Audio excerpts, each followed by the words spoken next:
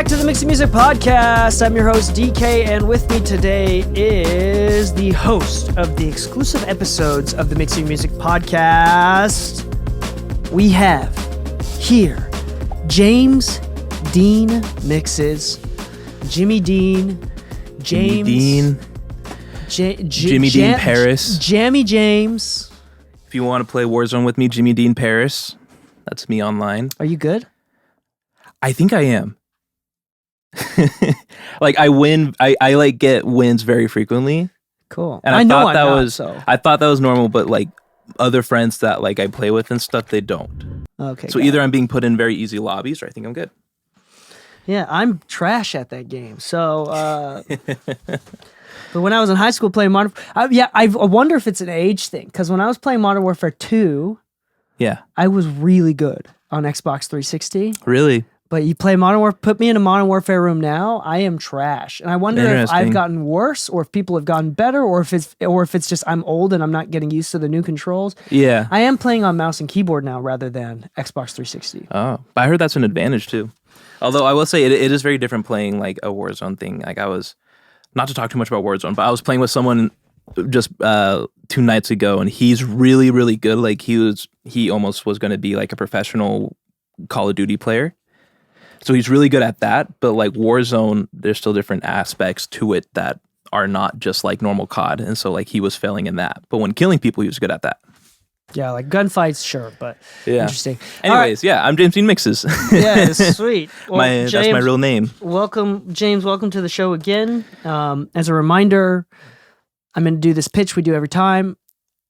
The Mixing Music Podcast, we have exclusive episodes, and there's 2 episodes every single week. The free content has one with an exclusive archive. Those exclusive archives are from like 2 years ago. So if you unlock all of the exclusive episodes, which by the way, the exclusive episodes don't have any ads. Yeah, they're you unlock all of them all at once, and you can binge them. And there's like over 200. Yeah. So it like almost doubles the count of podcast episodes. Yeah. So go to mixingmusicpodcast.com/exclusive. And they're fantastic. The exclusive episodes are really good. They're shorter, they're precise, they're a lot more technical. We focus on talking about technical things because that's what everybody wants, is technical information. Well, guess what? We give it to you in the exclusive episode. Oh yeah, and we've been doing mix breakdowns. So we've been doing some mixes that Dee Kei has done. We've been doing some of my mixes, and we're getting very technical and very specific on what went settings. into it. Yeah. Like some of them, like a few times Dee Kei like has broken down the chain that he did on a vocal for this song or on a vocal for another song or the overall mix bus. And we've been getting some really good feedback on that. So yeah, and then because it's behind a paywall, I can share and talk about projects that I typically couldn't due to the nature of the bigness of the records, the nature of the records. Yeah, and you get to hear Dee Kei. Yes, he is true colors because he's a little more unhinged behind the paywall. Oh, I'd say so. Yeah. Not in real life, you're true. Or me and James are friends. You know, that's how that works. Yeah. Anyway, today's episode is really interesting. We're gonna continue to relate it back to the music industry because I feel like we could go on big tangents on this.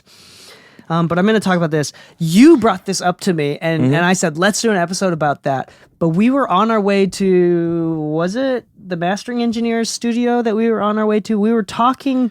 That's when it started. I think that's when it started. Yeah. And we were talking about, basically it came down to James having an epiphany moment.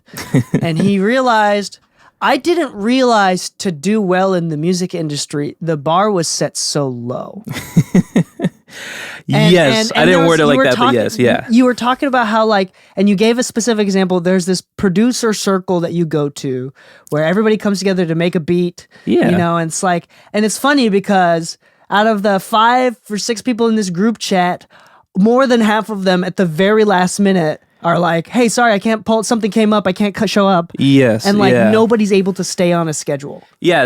And to get more context, I was just kind of frustrated because there's been a few, it's happened more than I thought it would have. We would plan, be like, all right, we're gonna meet up this day, this time. Like we would have everything set. And it's happened so many times of like the day of, or like very last minute, be like, hey, actually I can't do this. I forgot I had something tonight. And just like, I don't know, I was just frustrated. It was like, and you also mentioned that the one other person who always was really reliable, he stood out to you, Mitchell Bashford. yes, He yeah. always stands out because he is the most solid person. Yes, yeah, Mitch. Shout out to Mitch Beats. And he stands out always because he's sticking normal. with it. Yeah, He stands out for being normal, which is hilarious. yeah, and it's just like it's a thing of like, because like, you know, when we say I keep a calendar and stuff, and so it's just like I blocked it out, so I make sure to let my wife know, hey, this night I have a session, so just don't plan anything that night, and just I make sure that everything is lined up so that I could just go. You know, and I don't have to cancel and stuff. And I don't know. It was just you use a calendar. You're a normal human being. I talked to you because I was just very frustrated. Yeah, and I think getting this stuff done. This is interesting because I mean that frustration is pretty apparent. I mean, across the board. Okay, so one couple things that I want to preface before we get into this episode is, one, we're going to overgeneralize a lot on this episode. So keep that in mind. And if you get upset, that's fine. That's on you. It is your choice to get upset. And just like us getting upset and ranting about it, is also, you know, a personality flaw of ours. We shouldn't let it affect us, but it does. And the reason why we're being open about it is because we hope, and this is the third thing, we hope that the things that we talk about, you can turn into lessons and decisions that you make in the future to empower you to do better in your own career, in the pursuit of your career, and increasing the amount of your income from music. So yeah, the nice thing is it's all learnable. Like, these are all lessons. We're speaking, you take these as like lessons. It's like learning how to handle money properly. Like, for most people, you're not naturally good at it, but over time you learn how to get better at it. Yeah, even the concept of there is no upper class Illuminati keeping poor people poor. It's more close, the closer to the truth. And there may be a little bit. Obviously, there's a few people that are parasitic in nature. You know, there are, but that's across the board. That is not defined by social class or income. There's parasites across the board, but in general, what's closer to the truth is probably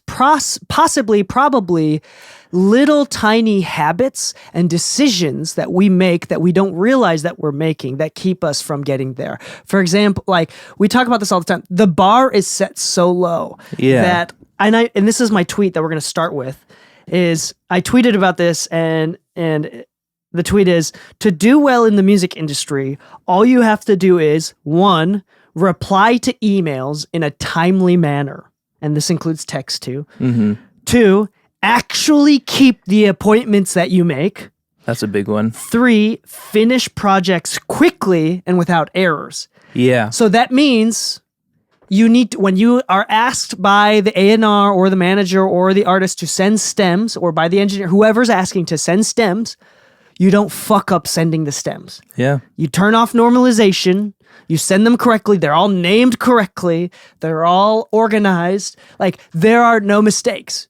Yeah. And that takes a little bit of practice, a little bit of experience, and even a few tests, like test bouncing to see what it's like. Export your own stems and then import them into another DAW or into your own DAW, but in a new session, just to make sure that it sounds good. Mm-hmm. These are things that you learn over time. Yeah. But I'm going to tell you right now, like in at least in my level of playing field, which however high that is, it's very rare that producers send bad stems. Like, their mistakes. Like, we're not even talking about like bad sounding. We're talking about like naming is off. The stems are not bounced to the correct time. So it's like they're all moved to the front of the session. You know what I'm saying? Yeah. Like, all the sounds are moved to the front of the session, or things are mislabeled, moved around. So these small things that are totally within our control. Mm-hmm. These are the small things that keep people will sift themselves out from future success. Yeah. Just because of these small things. It's not some big, you didn't meet the right person. It's even if you met the right person, if you can't fucking text back immediately, or you accidentally ghost someone because you're the type of person that has 350 unread messages at any given time. Yeah. Even if you get the opportunities, those opportunities don't stick. Yeah. And I think from what I'm experiencing on my own and what I am experiencing through, like doing some assisting for you and talking to you about your progress that you're making right now, it seems like a lot of the big, because there are things in your control that you can do, but there are a lot of things out of your control, like the timing of when you meet the right people. But like, that's out of control. Yeah. But those out of control things, those things that are out of your control, I'm trying to think how to word this. So, and I was talking to my mother-in-law about this actually. A lot of in this business with, blowing up as a mixer, becoming a huge or like very credible mixer with big credits and like Grammys and stuff. A lot of those big blow-ups do happen as you've happened to work on the right project at the right time, and that blows up. But to get into that, it's different. So like this is on the member exclusive podcast because we get to talk about it super openly, but you were talking about an artist and how it was a very chaotic scenario, but it was with a label that you were mixing for them. But you made sure that you were very professional because of that. And even though it was just chaos everywhere, everything was happening, because they remembered how professional you were with that one song and that project, they wanted to work with you further down the line. Mm-hmm. So like just like a matter of being very professional and being very reliable, even though in that very moment it might not seem like it is getting you a lot of traction, that is what stays in people's minds. Like when you have a manager or a producer in A&R and everything, shit's hitting the fan, everything's going crazy, they could remember you as someone who is reliable that they know won't fuck it up. That's true. And I'm going to say this. We talk a lot about like philosophy and business skills in general on the podcast. People want to hear, how do you use a compressor? How do you use a distressor? When is the right time to use a distressor? Like, how do you EQ vocals to make it sound sharp? I'm going to tell you right now, those things, when it comes to making a career, I'm not going to lower the bar as far as like those skills go, because those skills are important. But there are YouTube channels, there are podcasts, there are TikTokers that make content about how to do that. Mm-hmm. Nobody talks about how, even if you know how to do that, or even if you don't know how to do that, the most important thing that people want, that they keep coming back for, is professionalism. That's all it is. And the bar is so fucking low. Like, it is unbelievably low how the bar is. I mean, people that are like in the music industry, like, especially, I don't mean to say this like this, James. So like right now you're in the you're much younger than I. Oh yeah, I'm a lot newer in the game. You're earlier in your career than I am. And at my level, there are very few peers that are unprofessional. Yeah. There's very few, because they get sifted out. They get left in the dust. Yeah. Right? At your level right now, there's like the sifting is currently happening. Yeah. You know what I'm saying? Like the wheat from the tares. And those people that get sifted out usually happen by their own choices. Yeah. The fact that Mitch stands out because he's the only one that is able to keep a calendar is hilarious to me and completely relatable. Yeah. Every single engineer's horror story, like if I like everybody from like Connecticut to Kansas, right? The from New York to New Zealand, all right? Everybody's complaints about engineers is rarely ever their ability to mix. It's about how they complain when asked to do revisions. It's about how they didn't give them updates, so they were totally in the dark about what's going on with their session. Yeah. It's about how they took way too long and I was willing to pay more, but like they refused to take my money, and in exchange they took way too long. Yeah. And it's like insecure. It's almost never about, you can talk to any artist, it's never about the mix. Yeah. Yeah, I remember in the mix, you guys were giving training about being professional, or about, I don't remember what it was about, but someone was talking about how she hired a mixer and like what her experience was with it, and it was bad, and not once did she bring up how like good the mix was. And that's interesting because I didn't ask her to talk about, like I didn't tell her beforehand, hey, like don't talk about the mix. All 3 points that she said, I was like, have you ever had an experience with a bad mixer? Yeah. And she said 3 things. And I didn't ask her to do this. All 3 things had nothing to do with his mixing. Yeah. It was like lack of communication. It was something like he didn't know how to timestamp because he didn't know what find the tempo, or just he like refused to do something and he complained about it and he ghosted me and he refused to do the revisions or something like that. And it's Okay, so talk about the studio too. Like at the studio, when we had an internship program, at any given time, we always consistently had about like 5 to 20 interns. Influx somewhere in between there, fluctuating in between those two numbers. But you were an intern at our studio for a very short while, but tell us about your experience there. My experience, I'm going to try to say this without like sounding super cocky and stuff, but like I'm giving you permission for the purpose of the lesson. Okay. So I came out, I think 8 months ago is when my wife and I, Ashley, we moved out here and for me to intern at the studio. And if I remember correctly, I think it was within either a month or a month and a half, you and Lu already like promoted me to like runner. And just ridiculously fast. That doesn't happen. It's just like, it's super fast and stuff. And like, how do I put this? And asked you to be the host on the exclusive episodes. Yeah, you guys luckily I've thrown you a lot of stuff. Dee Kei threw me a lot of tests. He was playing me like a puppet just to just so you guys understand how asymmetrical our relationship is. He was just No, I'm kidding. It was he was very healthy with his tests, so that's good. Yeah, it was like a series of I just made sure and every big mixer you listen to talk about their time as an intern, they did same things. It was just like going above and beyond. Just doing the simple checklist that they ask you to do during your shift, and B, going like beyond that. And I vividly remember my first shift, and there were some other interns at the studio as well. One of the things on the list is to scrub the toilet, and so I was scrubbing the toilet. Like all around, like I was scrubbing the top, I was scrubbing like behind and stuff, just getting everything out. Because that's, in my mind, that's scrubbing the toilet. And I remember one of them walked by and he looked at me, he was like, "Whoa, you're going above and beyond." like doing this. And I was like, oh, I guess it's scrubbing the toilet. And even when like Lu came into the studio later that day, they were like all saying like, "Dude, James is like really going above and beyond with his cleaning." And in my mind, I was like, I was just scrubbing the toilet. like that's something that's on the list. That's on the list. Yeah. It is a requirement. We have a PDF that everybody gets a hold of, as well as it's posted on the fucking front door, scrub the toilet. And we can tell when you did a shift because that was the only time the toilet was clean. Yeah. And like, I always reorganized the wire, which again was something that we like talked about and stuff.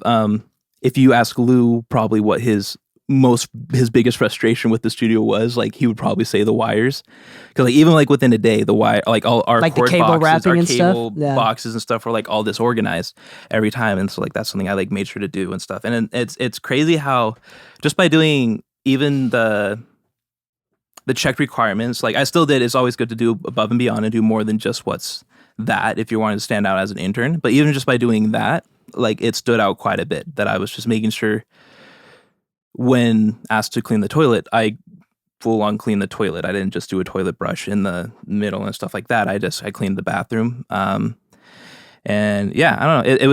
It's the only way I know how to put it is it was kind of easy to stand out as an intern.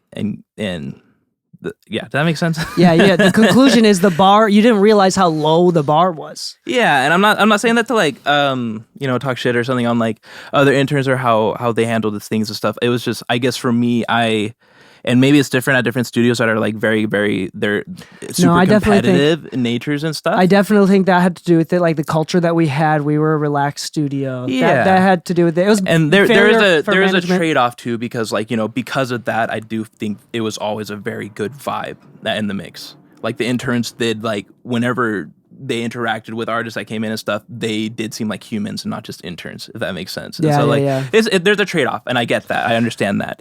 But yeah, it was just like a thing of like how like standing out and just making sure if I, for whatever reason, something crazy came up and I couldn't do a shift, I would go out of my way to find someone to cover it. And to make sure to let them know as soon as possible and things like that. And basics, yeah. And just and communication, just like very clearly communicating and very, very like it's and we promoted you in so many ways because of it. Yeah, like it was very quick studio. promotion, and like the people that and other interns that you and Lu still talk about to this day, it was like similar thing. They did like they did their job and they made sure to communicate and they were just reliable, and because of that, it's like a thing like if you're interning somewhere, they want to trust you to do more things. They like at a busy studio, they want as many people as possible who they can rely on, but they need to first know that they can actually rely on you, because if a big artist comes in, they need to know that someone's going to be there that they know they can rely on, not someone that will make their studio, their name and their image look unprofessional. Yeah, this is human nature. This happened recently. A friend of mine, a guy, cheated on his girlfriend. He broke up with her. He cheated. Oh shit. He cheated. It was I asked him what happened, and I didn't know he cheated until afterwards. I asked him what happened before I fully knew what was going on. And he's like, yeah, she was just a bitch. It was her fault. And I'm like, oh, dang, that sucks. He kind of gave me this roller coaster story. It's like, yeah, it's been going down. And I'm like, yeah, but he fucking cheated. Yeah. Yeah. It's never, and this is the problem, is that people don't realize, like all the people complaining, I never got my shot. I never had a chance. It's because they probably didn't deserve it. They were the ones that were in the wrong. They're just not willing to admit it. Yeah. And if you hear any sort of come up story, for example, like Dave Pensado and Jason Joshua has so many I was the best intern story. You know, all of these big engineers have I was the best intern story. Like they were proud of their attention to detail and their ability to beat everyone out as an intern in their respective studios. Yeah. Like, and these are common stories. You can find these on podcasts, on YouTube clips, on TikTok clips. Like even Tizio has a great come up story where it's like he was the punching bag. He was given a shot. He proved himself. Like, every single big engineer that's winning right now has proven themselves and stood out by being the most reliable person there. Yeah. And anybody else who doesn't get that opportunity, this is why the idea that like people are mean, but if you don't learn these lessons, life is more cruel because life doesn't tell you why you're fucking up. Yeah. You never realize it. It's best to have an asshole friend that tells you why you're fucking up, because if you don't have a parent or an asshole friend that tells you why, like life will never tell you why, and you will live your entire life wondering why the heck am I not getting these opportunities? When to everyone else it's obvious, but nobody else cares to even spend the energy to tell you why. Yeah. So it's like it's life is a bitch. Yeah. And so I don't know. I'm sorry. I'm going on a rant here. No, you're good. I think it's something to point out too. It's, I'm trying to think. It's a conversation I have with Ashley a lot, my wife, and it's why, like for example, going to NAMM or just hanging out at the studio with a bunch of people. It's very, for me, socially taxing, social battery, energy wise taxing, and that's because, at least in my mind and my perspective, when I'm interacting with everyone, I do always treat it like, and I do always know in the back of my mind that almost every person that I'm interacting with, they could greatly affect the future of my career. That makes sense. And so like, in a way it is kind of taxing to think of things like that way, because then I'm just exhausted after like I was done with NAMM. No, I get it. I was done with NAMM after one day. You know what? I honestly was like, when you guys said it was time to go, I was like, let's go. I'm done. And it was just like this thing, because I do kind of, in a way, like in my mind, I do know that like every person I'm interacting with, they could have a big impact on like the rest of my career. And because of that, I do make sure I'm like professional and that I am reliable. Like when I talk to someone, or even if it's like someone like a friend, like he asked, you know, hey, like I'm wanting to charge for, what do your friends usually charge for producing? I want to start producing and putting together a package. And he's just like starting out in this too. I made sure though with him, like within 24 hours, I like reached out to my other producer friends and asked, I think are at the same level. And I asked, hey, what do you charge? And I was able to get back to him quick. And that's a good relationship. And like soon after he recommended me for a mix for his manager who was looking for a mix. It's just stuff like that. And that manager ended up giving you a lot more mixes. Is that the story? It just happened. But now his manager is aware of me. They know my price and they know that I get back to them quick. And that I guarantee will pay off down the line. And I don't mean that to say like, oh, treat every interaction like a transaction. Because, you know, we're still people, we're interacting with people. It's fun to hang out with other engineers. But there is something that to be said about if you're reliable, and if people see that, that's what comes to mind when you're in a stressful situation. And for what, or like you can't take on another mix, so you need to pass them off to a friend or just something like that. Like that's what comes into mind is this guy was reliable and they were cool. That's usually how people get put on too. I mean, think about this. Like if Beyonce was working on a record that wasn't stressful and there was a lot of time, right? Yeah. Why would they hire anybody else other than her normal team? The one time that you're going to get put on is the one time that it becomes stressful because one person's not able to do it or something happened, there's some beef, and all of a sudden deadlines are like the next day and you are thrown in there because you are known to be the reliable person that can do this, and you are taking on the risk of someone else's recommendation. Someone else is risking their reputation for you, and that is how you get in. Almost always. It's never going to be like, okay, we have time. We just want to try someone else. No, like you're going to be thrown into a Beyonce session or some sort of top 40 session because you are the last hope. And if you do any sort of drama, if you're not reliable, you're making the person who recommended you look bad. Their reputation goes down, so they're risking that. Yeah. And then on top of that, like they know that you failed. So it's like failure is not an option. That's how it's going to happen. And I don't think most people will ever be recommended to be put in that situation. Like there's very few people out of the I'm being dead serious. Out of the hundreds of people that have interned for me, there's probably 3 names that like to this day at any given time I'd like recommend to be put in a situation like that, because I'm not willing to risk my reputation over just some normie. And I don't think I think most people that have worked with me didn't show me their resilience enough where I knew confidently that they wouldn't fold under that pressure. Yeah, that makes sense. So it's interesting that it's like kind of nepotism, knowing who you know, but you don't get big opportunities in a calm environment. Yeah. They come that's another common story, like along with Jason, Joshua, and Tizio's stories where it's like, we were the best interns ever. Jason Joshua talks about like how he like chops the pillow and like every label is faced forward, things like that. Yeah. It's not just that. It's that every big opportunity that levels up a career comes with a lot of stress. Yeah. Like because you are the backup, and the fact that they need a backup means that this session isn't going well. And this song isn't going well. So they just need someone to fucking do it without complaining. Yeah. And that's how it comes. And that's when you get your chance. And that's how you blow up over time. And slowly we did an episode where I talked about, like this is a month and a half ago, about Dale Becker's advice. Because we often talk about like mental health, like making sure you have boundaries, not doing anything that you don't want to do. Like if you want to stick to a 9 to 5, if you want to have kids, if you want to take vacations, things like that. Right.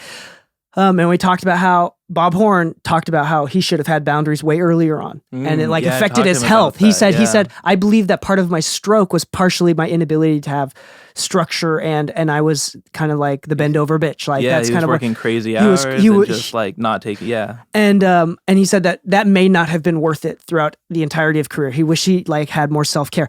On the opposite end, Dale Becker's advice was people tend to put up their boundaries way too early. Like, yes, you should work to a point where you don't put up your boundaries, but at the same time, like he basically mentioned that, like, if you want to level up, those first opportunities usually come really fast, really fiery, and you just need to prove yourself. And then slowly down the road, when you are recognized and you become the go-to person, can you start setting up boundaries? People put up boundaries way too early. So this is something that I like to think about. I want to go into the next section of the pod here, which is, so the bar is low. We want to be clear. And the reason why we bring this up and we continuously talk about this is because the bar being low is very empowering. We are always all about empowering and resilience. That's all it is, because those are within that is a choice you can make. Yeah. It's nothing that we talk about is like, you're born with it. It's old money. It's no. Like you can make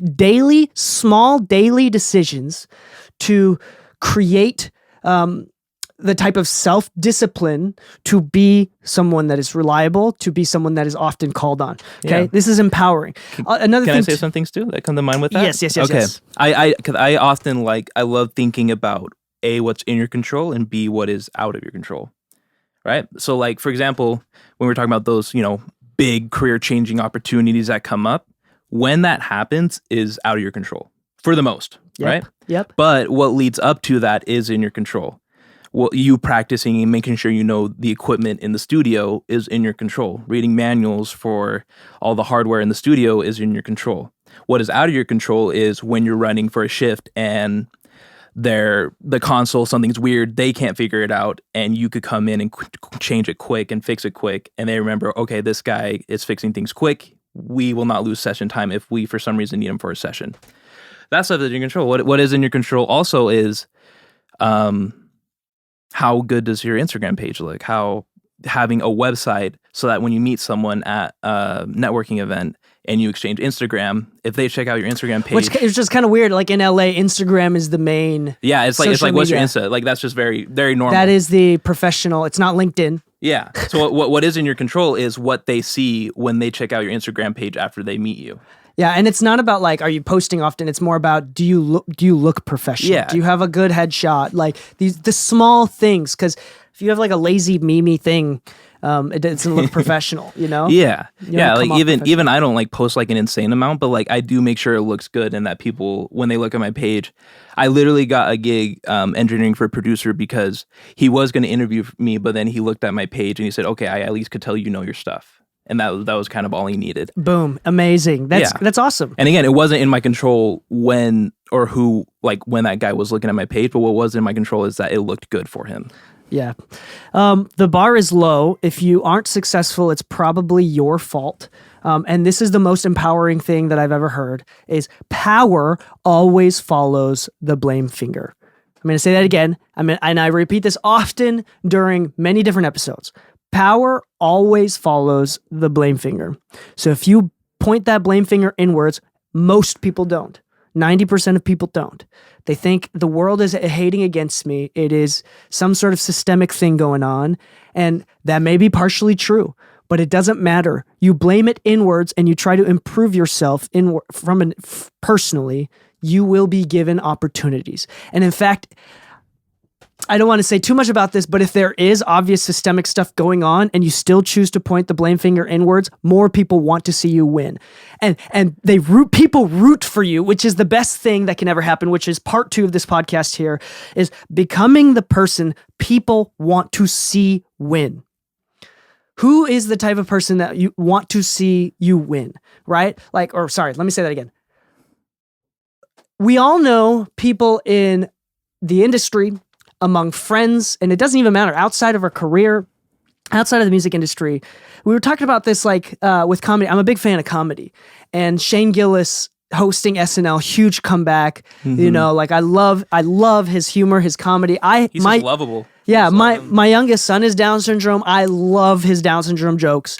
And it's just such like, for some reason, he has positioned himself in the comedy world as someone that every comedian, like everybody that is in the industry, wants to see him win. Yeah. But in other words, like there was a podcast in that's unrelated, but he was trying to explain this. The host was trying to explain this. Like, nobody cares if Bert Kreischer or Andrew Schultz wins. Like, nobody cares. Yeah. But everybody was rooting for Shane Gillis. And it made me think about, and I'm thinking out loud, I'm formulating these thoughts here, like, how did Shane become the person in the industry that, regardless of whether or not you like him, he is someone that everybody roots for without jealousy, without reservation? How did he become this? Everybody loves him and wants to see him win. Like, because usually there's always people that are winning, but like nobody cares if they're winning, or there's like insecurity, or like there's jealousy and people like actually don't want to see you win. But like there are rare few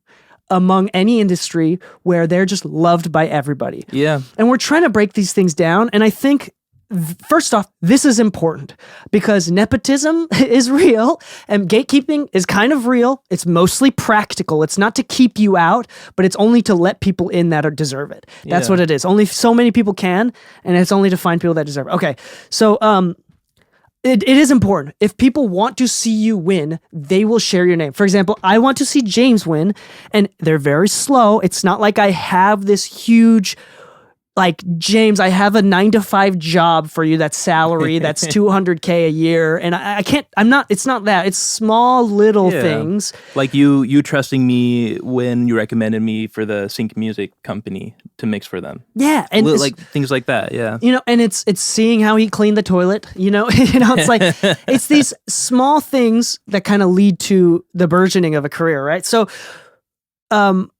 you want to convince people and getting people to want to see you win. I think it's not because he has a baby face. Look at this hairy man's face. What is that? Why is that a comment? Someone commented on Twitter. That's funny. Someone to say because he has a baby face. This is the hairiest baby face I've ever seen. That is crazy. I usually get the exact opposite.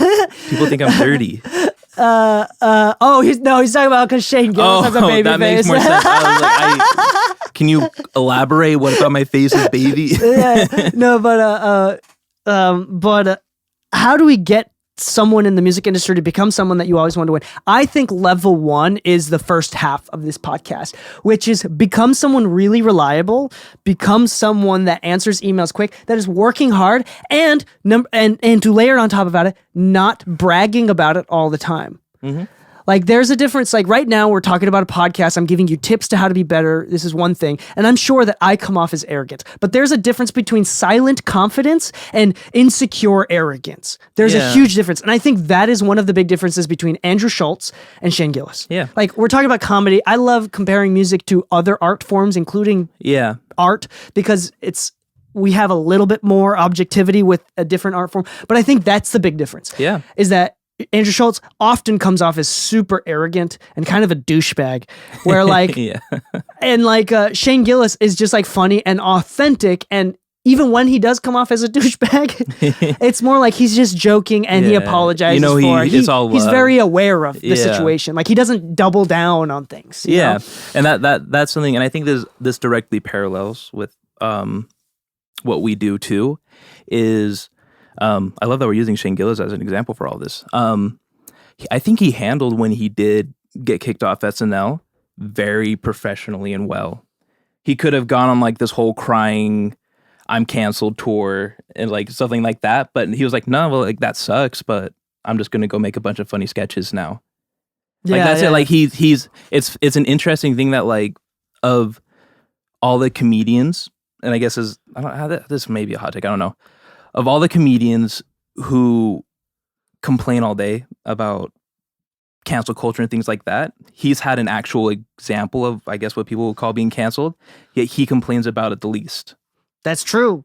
And even his reaction to it is someone gave him advice and said, just don't react to it. Don't talk about it. And he didn't. He didn't try to defend himself. He didn't double down on it. He could have. And that's what every other comedian was recommending. Anyway, we won't get into that. Anyway, I think it parallels though, like, sorry if I could finish. Go ahead. Like there is, I think like there is bullshit that we do face in the music industry that isn't fair. Right? To a degree, it's not fair that mixers like almost never get points, like stuff like that until you get to a certain level. Yeah, until you get to a certain level. There are things that are definitely not fair, and like that do just kind of straight up suck in like how things are handled or in the industry and stuff. And it's okay to acknowledge that, or to like honestly every now and again it feels okay to complain about it. But it's about like still just like not letting that stop you from doing all you can to work with the system. I want to generalize this to the idea of just in general, right? But there is a part of complaining and talking about how difficult it is. Like, my life is so hard. Like, for example, if I started ranting, and this is the part of it that nobody really acknowledges or talks about, and it's very subconscious level, and it's a very narcissistic thing. Mm-hmm. Not narcissistic personality disorder, but it's a tendency to, everybody's a little bit narcissistic, right? Mm-hmm. When I complain about I'm an indigenous, English is my second language. These are real things. I'm an immigrant. I'm an indigenous immigrant. My culture is being lost in Japan from Okinawa. You know, I am brown and look Hispanic in America, right? There's these are all things that are very valid. English is my second language, and I struggle through school. I have severe ADHD, which is like funny because it's the podcast and it works really well. It works perfectly for podcasting. I've weaponized it for the podcast. It's That's my biggest strength. But these are all valid, real things. But when I complain about those things and talk about how I'm limited because of them, the unspoken thing that I'm acknowledging is that I believe my hardships are more valuable and more important than yours. That's the unspoken thing that people hear. So when I hear someone else complaining about, I have this and this is my thing and these are my weaknesses, there's a subconscious thing that people don't talk about, which is you're acknowledging that you are refusing to acknowledge that everybody has a hard time. That your hardships are more valid and more important than someone else's. And that is so wrong, so bad, and incredibly unhealthy. And that is, okay, so we're going back to ways that people want to see you win. Yeah. But I will this button and say, sometimes it just feels good to complain. And that's okay. It's about how it affects your actions outside of it. But every now and again, it just feels good to complain to your wife about how hard some things are, things like that. Let me think about this. I don't. Everyone complains. No. I guess it's like my thing. If everyone complains, and sometimes it feels good. Yeah, no, and I think everybody does complain, and because it does feel good, but that's really unhealthy. Yeah, it's about how you let it affect your actions. Yeah. And I think that more people need therapy, and real alphas do therapy. Yeah, we're talking to you, Vin Fees on the. Vin Fizz on the chat. No, I'm kidding. We're not talking. We're not talking about you at all. Where did that come from? I don't know. I thought it'd be funny to call someone out. We're talking to you, James. Yeah. We're talking about you. Statistically, I'm most likely at least a few James out there listening. Yeah. That's I like that. Todd, we're talking to you, Todd. Listening to the podcast. But how do you become? And I want to talk a little bit about how do you become someone that everybody wants to see win, or how do you avoid becoming someone that nobody wants to see win? And I think the one thing that we're going to go off first is the negative thing, like things that you should avoid. I think people don't want to see people win if they're often complaining and if they're showing arrogance. So things like someone that's always name dropping all the time. It's a small, simple thing, but every time that you unnecessarily name drop, it's basically showing how insecure you are. Yeah. That's all it is. And honestly, from my time in the mix, the people who I've met who have actually worked with the biggest artists did not bring it up at all. While I was talking to them, it was later on, we follow each other on Instagram. I looked at their Instagram. I was like, oh my goodness, this guy produces for Post Malone. He did not bring it up once. Yeah. It's silent confidence. Yeah. Anytime name dropping or oversharing or talking about how good you are is a huge, obvious sign of insecurity. Yeah. Anybody that is constantly comparing as well, or it's all a sign of insecurity, and insecurity is a hard one to defeat. That is a very natural human thing that happens, and it usually comes from a place of deep insecurity and a desire to show yourself as superior because you don't believe you are. If this is the case, I would actually recommend a book called The Courage to be Disliked. This talks about this directly, the psychology and the philosophy behind it and how to overcome it. Really great book. Well, yeah, one of those mother-in-law's reading that. She recommended one of the ones that changed my life. But this is a normal human thing, especially with a subjective creative industry like ours. How you feel about yourself and having any sort of insecurity will deeply reflect the outcome of your career. And that's just the unfortunate thing. That's just how it works. So you need to learn the self-discipline to control that, to become aware of it and how you are communicating that subconsciously and how to become okay with yourself. Because if you learn to heal, if you learn to be happy and be content, I'm telling you, it's weird. The more that you become content with how things are, the bigger the opportunities you get, and the bigger, it's strange. It's strange. Another thing this is positive things now. I have a list of 3 positive things, and then we'll go over more things outside of this. But if you are consistently hardworking, and everybody knows you're hardworking, you're always on it. And I think that's more of a case of consistency rather than anybody can have a short burst of hardworking. Yeah. But if you are, and this is hard to do, but if you are someone that is reliably hardworking for a decade or half a decade, that becomes part of your brand. Yeah. This guy is known to be hardworking. So rather than burst, can I say something real quick? This is a really quick thing. So before we moved out here, we came out and visited. Do you remember that? I came to visit and check out the studio. That was I saw 6 to 8 months before. This still stands out to me. Nautic from the studio, very hard worker. It's like, but he was very quiet about it. I still vividly remember we were all talking in the studio A, and he was just quietly going through the studio and like he was still doing things. And that's, for some reason, that still just stuck with me. I was like my instant image of him was like, oh yeah, Nautic's just a hard worker. That does stick. Being quietly a hard worker like pays off a lot. Because I was like, oh yeah, because he was just, and he wasn't even being loud. There were very subtle things, but he was just like going throughout the studio, just doing little things and like being on top of stuff. And even though I was just a visitor and I didn't even know who he was, it like stood out. Nautic as a hard worker. Oh, I wonder if this is like a personal flaw versus something else. But yeah, also my favorite interns are someone that never needed to be acknowledged. For example, there's another guy named David who's like one of our best interns. We've talked about him. Yeah, and here's the thing: you and Lu nobody acknowledges him. No other interns. Like David's a really hard worker. He stands out above us. David's very quiet and doesn't showboat.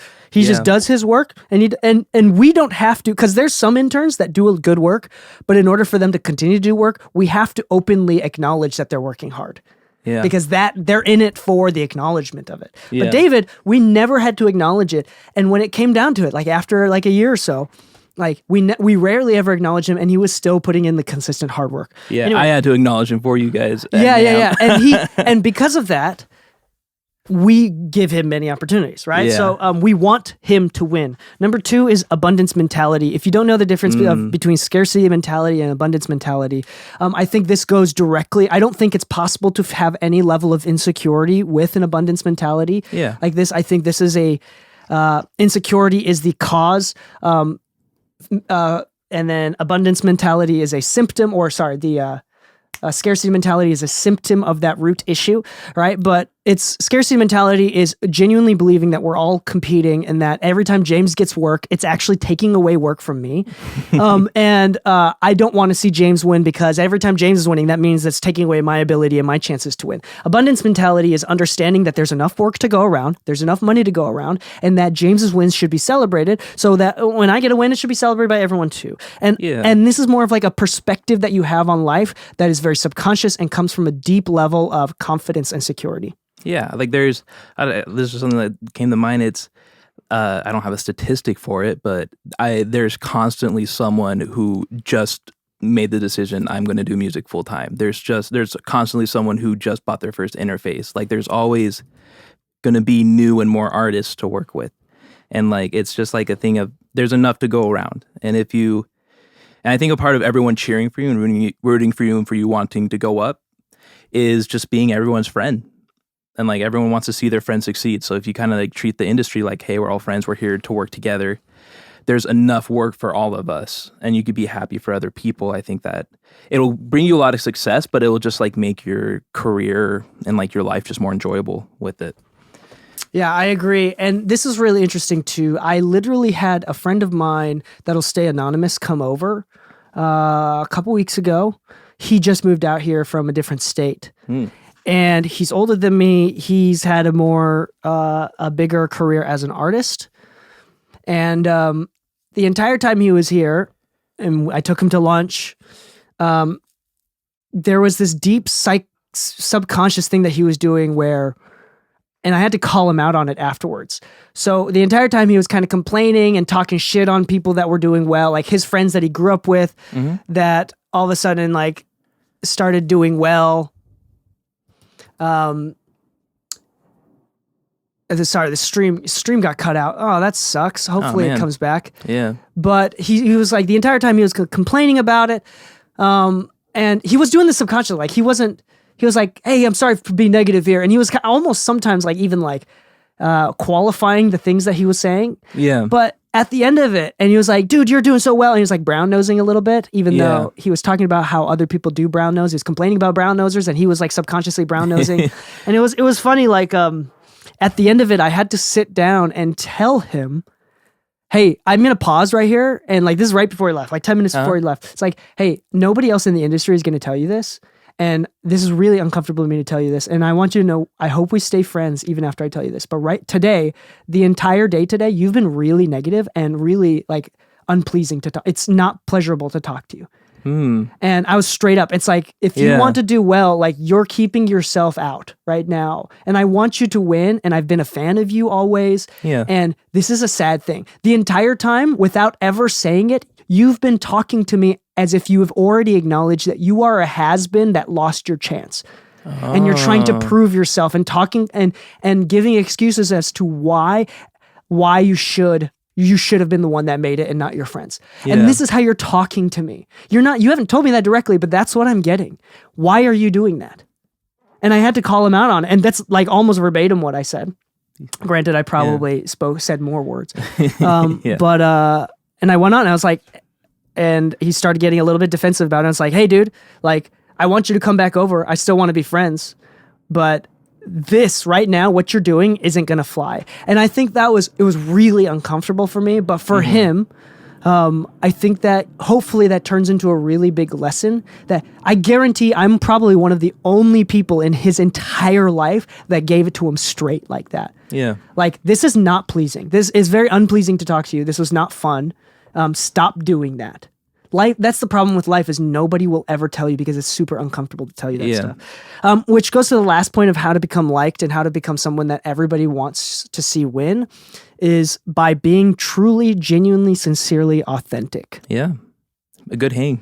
Being a good hang. Like, that's just it. Like, people like at NAMM or just reaching out on Instagram to like bigger engineers, like pretty much all of them are very chill.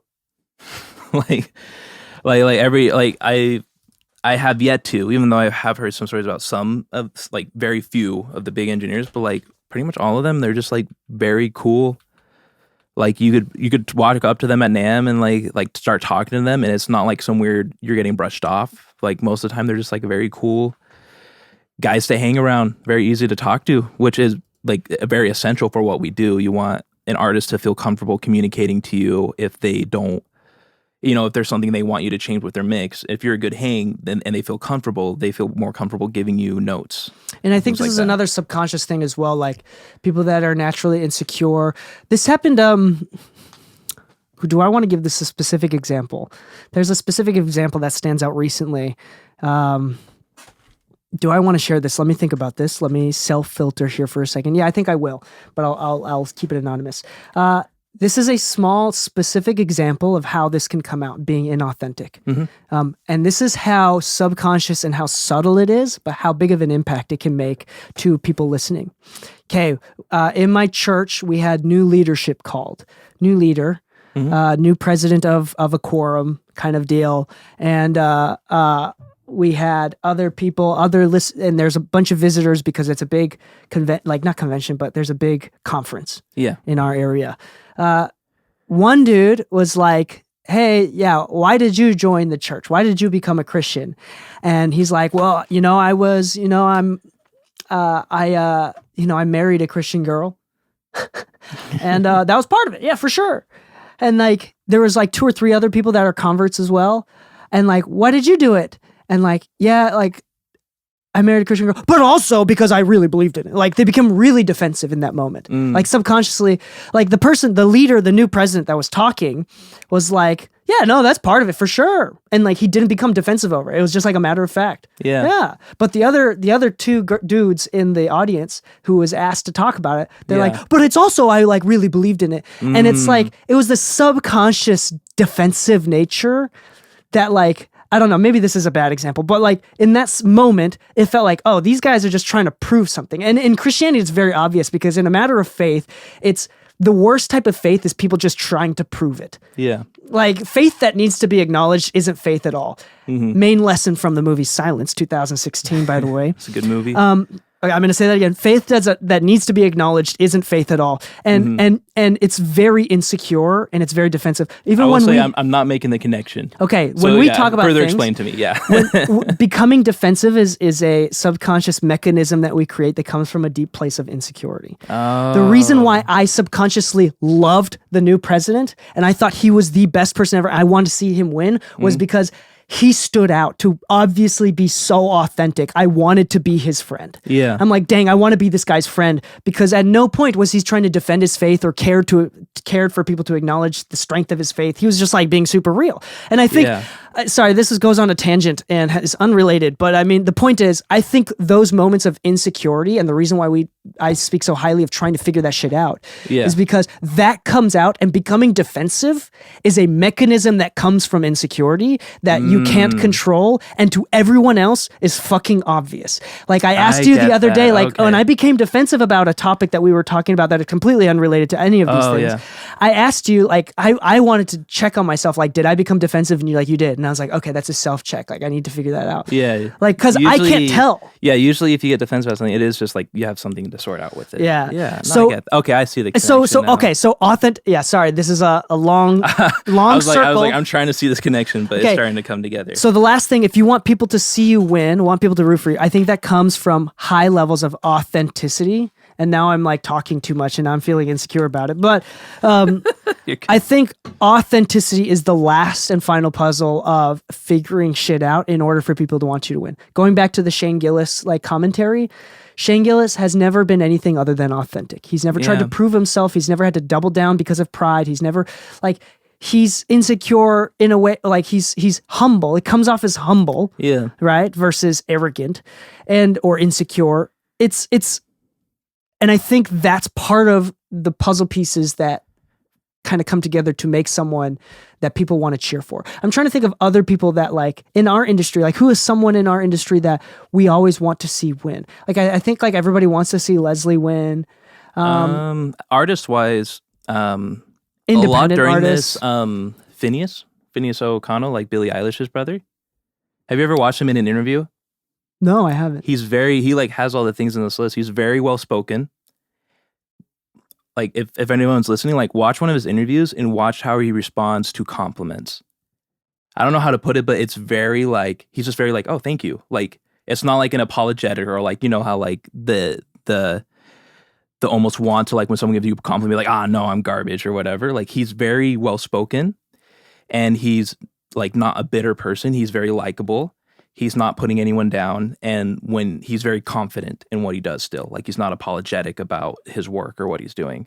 Yeah. Yeah, that's an example I could think of. Like just watch any of his interviews. He's a very well-spoken guy, but like I feel like a lot of people are really rooting for him because of that. I have to ask you a question. Do you think charisma can be learned?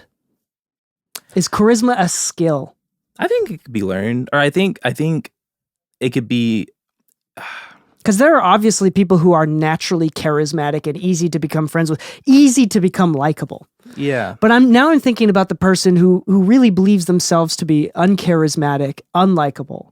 Do you think it's a skill that can be learned to become likable? I think it can, especially just being nice.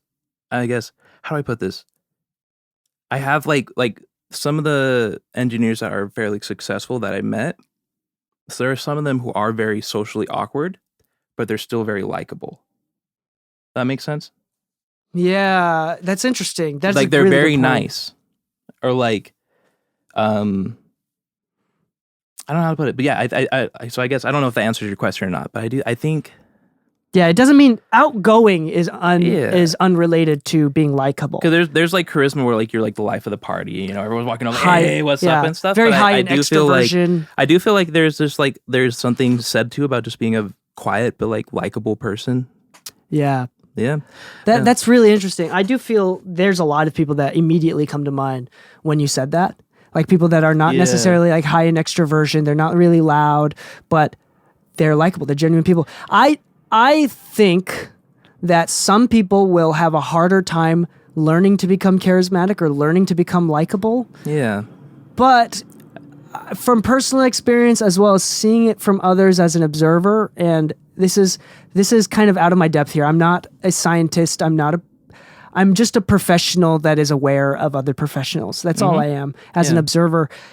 I do feel like the people that are I do think that charisma in that level, being likable, can be something that it learned. But I think it starts with this really almost spiritual level of accepting self. Yeah, that's the way to put it. I think people that like themselves, that accepted themselves, it is very, very obvious in their language and demeanor. Yeah, No, that makes sense. Yeah. Like It's not in like remembering people's names or like How to Win Friends and Influence People by Dale Carnegie. It's there's genuine, are you happy? People want to be around happy people. And I think happiness is learned and is accepted rather than it is given. Yeah. No, that makes sense. Yeah. Very like I remember I did a 2-year mission for my church, and like that's when I think I became better at being social and stuff. And a lot of that did come from me just learning myself and understanding, and that kind of translated into how I interacted with people. But yeah, there's like ways to learn to like be like those people. It's like even if like some of the people that came to mind when I talked about the kind of awkward engineers, some of them can't even carry a conversation that well. But like I was still left that interaction like, okay, they were cool. I liked them. And I think it did came from like they at least like showed that they cared.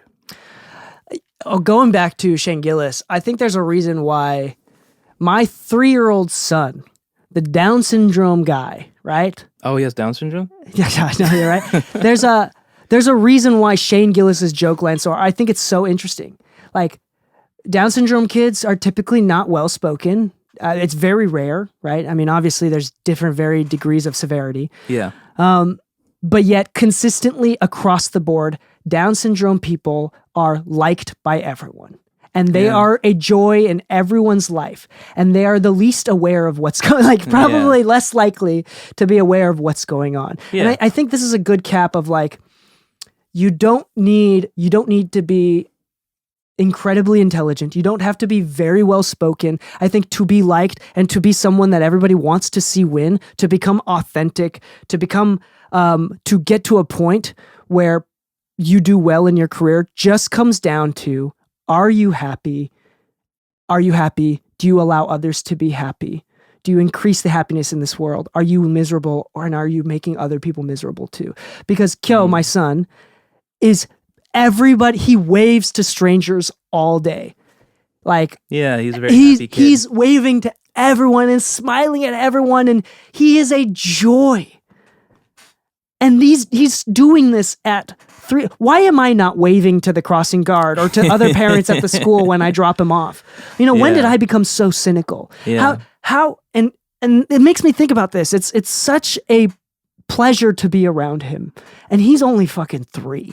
He can't even say words. He still shits his pants. He's wearing diapers, and it is such a pleasure to be around him. Yeah. And I'm just That's true. I think that there's a bigger, deeper lesson that I'm not able to properly articulate, but I think we'll wrap up the episode like this. Like, yeah. I have some final thoughts too. Yeah, go ahead. I want to hear your final thoughts. Oh, it's just how do I put it? We said this at the beginning, but I don't want it to sound like we're trying to put people down who do struggle with, keeping these things, or like we said, being professional. But it is something to know. Like, it's something that you could very much learn. Like I brought up in the beginning, like it's so overwhelming learning how to be good with finance. Like, it's like one of those things where like, yeah, it's straightforward and like it's very easy to understand, but putting it in practice is still a hard practice. But over time, like putting in effort, you could get good at it. I don't know. I just kind of want to like say like it's very doable. I'm like right now in my career, I wouldn't say I'm not like in any crazy position yet. I've only been out here for 7 months, but like it is like a kind of inspiring thing that I'm like now getting more consistent work, and I'm seeing things, and it's slowly becoming more and more of a reality. And I'm starting to see, oh, I can make a living from this. I could provide for a family from this. And it's very overwhelming sometimes when you're first starting out to think of like how that could be possible. But it is. It's something that slowly becomes a reality, and it could be discouraging sometimes. And it is scary to think of, to be in an unconventional career that doesn't have like a 401k or work benefits or things like that. But I think it is something that is very possible, and there's a lot of work to go around for everyone. There's always going to be more artists, and there's always going to be more stuff for us to do. And so, yeah, I think it's hard to start keeping these habits, to keep a calendar. It's easy to just forget to do those things, but it is something that will make a really big difference. Yeah, that's just kind of it. That's kind of like my final thoughts. It's very doable. Like, just know that even if you're not doing that now, and it's never too late to change and to start, do whatever it takes to like help with however your mind works. to keep these habits because it is something that does pay off. Yeah, no baby is born, or there's no high school that requires you to learn how to use Google Calendars. Yeah. That is a choice that somebody makes at a point in their lives. Yeah. And oftentimes, I think for me too, like I think I've become even more reliable and a better, more professional person like in the last couple of years. Yeah, you said on the exclusive, like your biggest change is that you, even though you were already reliable before, you became more professional. I am impenetrably reliable. He's so impenetrable. It's crazy. Like my defense, yeah, that's a weird way to describe it, but you know what I mean. You know what I mean. Like my defenses are impenetrable. Okay. The last thing I do want to acknowledge is the one thing that is difficult with our career is that as creatives, we have to delusionally keep going down this path with no end in sight. Yeah. You know what I'm saying? Like when you work a regular 9-to-5 career, you kind of see where you can get promoted to, kind of how everybody else is doing. You can gauge yourself. There's like measurable key progress, KPIs, key progress indicators, right? Guaranteed income, you know, but with a creative career, the hardest thing is learning to deal with, you have no idea if you're doing it right. Yeah. And part of the empowerment of the podcast is I hope that these are small landmarks that you can look at. Because at the end of the day, this is something I talk about. Part of the reason why I run, part of the reason why I'm so tough on myself about this sort of stuff is because if I'm not doing these things, I get lost in the sauce and have no idea if I'm doing the right thing. But if I'm running and exercising, if I'm keeping a calendar, if I have a to-do list, if I'm using Trello, then I know for a fact it's just the difference between me, Dee Kei now, and more successful Dee Kei in the future is just a matter of time. Yeah. But if you aren't doing any of these things, you kind of get lost in the gray zone of, am I doing the right thing? You have no idea. Yeah. And it becomes less of a guess and more of a surety when you make the decision to take back control of your life. Yeah. And no matter what difficulties you have that are valid, invalid, like whatever, these are choices that everybody has made. And I will acknowledge that this is part of life this is difficult for everyone. Getting to the point where you have to pay taxes and you could just very easily just not and have to deal with it next year. It's so stressful. And It's I so wish stressful. I didn't have to, but yeah. But this is a choice that this is the hard part of life. And I will acknowledge that. But this is the hard part that everyone has to get over. Everyone that you know that is successful. This was a conscious decision that was made. It wasn't like someone does it for them. No, they consciously decided, I'm going to start using a to-do list. I'm going to set up systems. I'm going to reply to this email, even though I may feel some social anxiety. Mm-hmm. Like I want to intrinsically ghost this. Like, I want to ghost this person. I don't want to talk about money up front because it's very difficult to. Yeah. These are choices that almost everyone. No, these are choices that everyone has made, especially the ones that are doing the best. Yeah. So I want to empower you by telling you that these are choices that you can also make. And I hope that you do. And I hope that this podcast becomes a resource to you. And I give you permission. You give yourself permission to make the choices that you know are right. Yeah. And thank you, James. This is a really great episode. Yeah, this is fun. I honestly think these are the type of episodes that nobody wants to hear, but these are the episodes where careers are made. Yeah. Yeah, these are the ones that make a difference. Yeah, like I don't mean to just talk about how great our podcast episode was, but I mean like I think that if you've made it this far into the episode, then I do think that you are the type of person that has the capability to do well. Yeah. So please continue to be curious, continue to learn, continue to self-improve. Yeah. And you got it. You got it. All power to you. It's possible. That's just all I can say. It's possible. I'm realizing more and more. It's just like it's one of those things that just becomes more and more of like an actual, oh yeah, this is a career. That's like the only way I know how to put it. It's just like, I'm in that phase right now. I'm like, okay, this is like starting to become something that I could solely just live off of mixing and like stuff like that. So yeah, it's doable. So yeah, on that note, thank you so much for listening to the podcast. Go to mixedmusicpodcast.com, subscribe to the exclusive episodes where James and I have more conversations about technical stuff. And on that note, happy mixing, my friends, and stay saucy.